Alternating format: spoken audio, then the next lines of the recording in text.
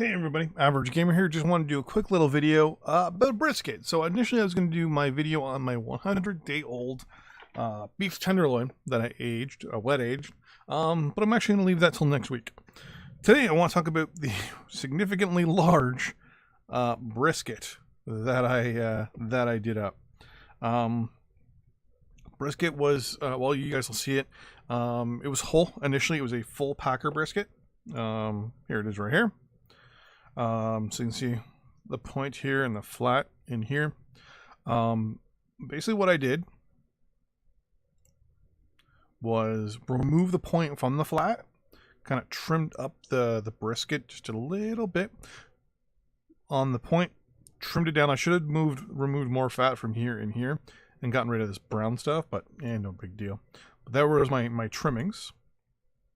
There is my point. Basically what I was going to do with this one is turn this into burnt ends. This was for my girlfriend's birthday. So I had she really likes pineapple.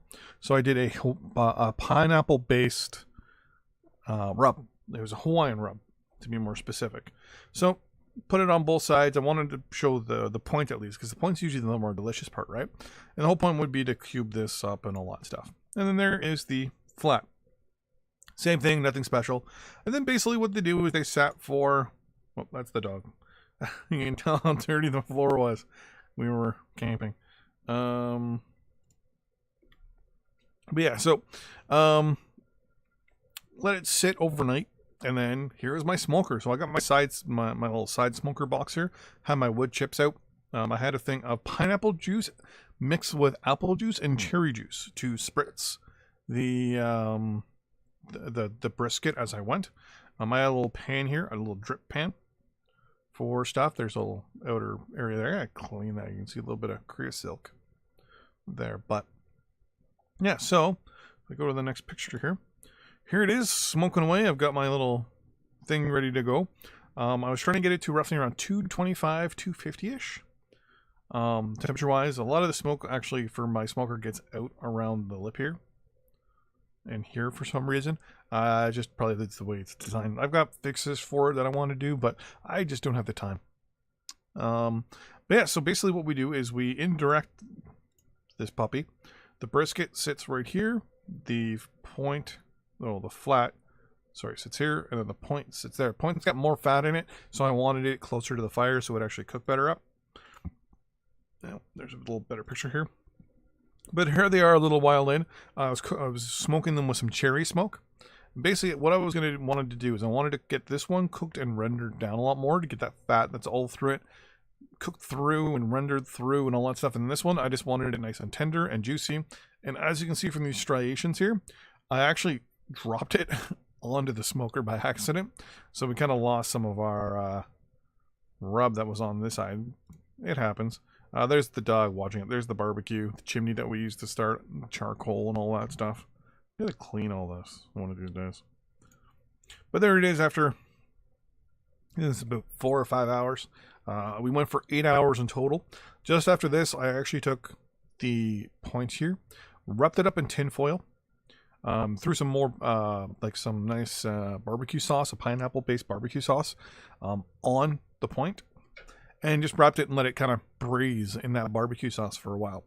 The flat here, just left it sitting as is. Nothing fancy, nothing crazy. Just let it smoke and just let it go and let it do its own little thing. This isn't as good as some of the other briskets I've done. This one, you can tell that a lot of the fat was... There's a little too much fat on top of it. And it ended up kind of pooling over here. We didn't get a good bark that I was hoping for. But... nonetheless, here are the burnt ends after they were made. So what I did was, after this was done braising, took it out, I cubed it. Basically, I started at this end and just kind of sliced it this way. Once I got to this spot here, sliced it, and then went that way with it. So we made, a bunch there. And then with this part, I did the same thing. I just kind of went across like this. And then down that way. Like right down the middle of this part. Got a whole bunch of pieces. Threw them in some nice little cherry pineapple barbecue sauce. Tossed them in that. Threw a little. Next time I'm going to use a little bit of honey because honey gives it that nice sweetness. Basically, just toss them, give them a little while. A friend of mine nicknamed these brisket bites, and they were delicious. They're basically just burnt ends.